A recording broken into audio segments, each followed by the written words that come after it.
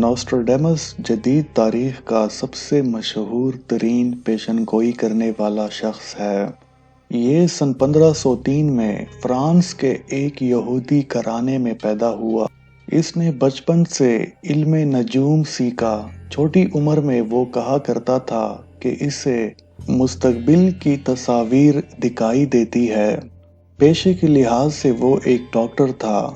وہ 10 برس تک ملکوں پھرتا رہا اور اپنے دوستوں کو حیران کرنے کے لیے مستقبل کے ایسے واقعات کی تصویر کشی کرتا جن کا اس زمانے میں تصور بھی نہیں کیا جا سکتا تھا۔ اس کے بعد اس نے مستقبل اور غیب کے ان مناظر کو قلم بند کرنا شروع کیا جنہیں وہ وقتاً فوقتاً اپنی باطنی یعنی کہ تیسری آنکھ سے دیکھتا تھا۔ اس کا ذکر اس کی کتاب صدیاں یعنی کہ سینچریز میں موجود ہے، جس میں اس نے جان بوجھ کر اشاروں سے زیادہ کام لیا ہے تاکہ اس کی پیشگوئیوں کا مفہوم زیادہ واضح نہ ہو۔ اس کا خیال تھا کہ لوگوں کو مستقبل کی زیادہ صاف تصویر دکھانا خطرناک ثابت ہو سکتا ہے۔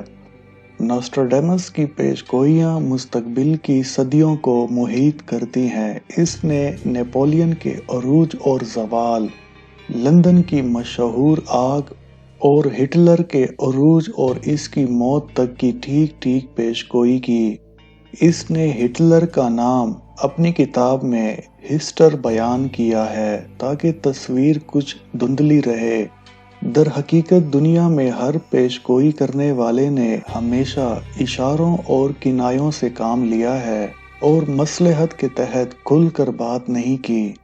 اگر مستقبل کی کسی شخصیت کا ذکر کیا ہے تو عموماً اس کا مکمل نام نہیں بتایا، ملتے جلتے نام یا اس کے نام کے حرف اول وغیرہ کا ذکر کیا ہے۔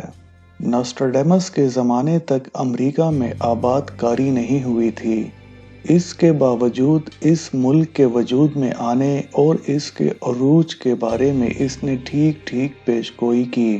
نوسٹراڈیمس نے یہ بھی پیشگوئی کی کہ ایک روز انگلینڈ پر یعنی کہ برطانیہ پر امریکہ سے حکومت کی جائے گی۔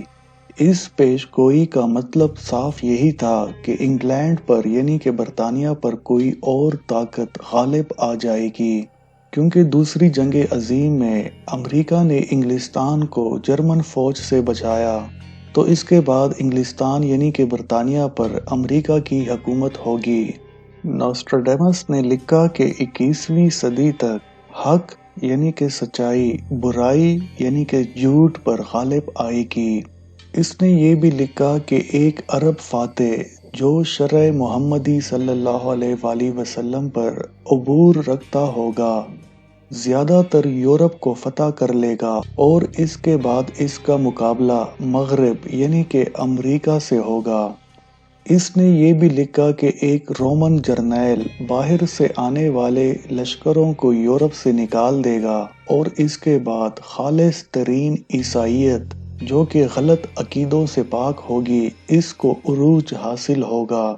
1 جولائی سن 1566 کی رات تھی جب نوسٹراڈیمس کا پیارا شاگرد شاؤگنی اسے شب بخیر کہہ کر رخصت ہونے لگا، تو اس وقت نوسٹراڈیمس نے اس سے کہا، کل سورج طلوع ہوتے وقت میں یہاں پہ نہیں ہوں گا، اور اگلی صبح وہ اپنی نشست پر مردہ پایا گیا۔ اس کی وصیت کے مطابق اسے قبر میں ایستادہ پوزیشن میں دفن کیا گیا کیونکہ وہ چاہتا تھا کہ لوگ اس کی ہڈیوں کے اوپر نہ چلیں۔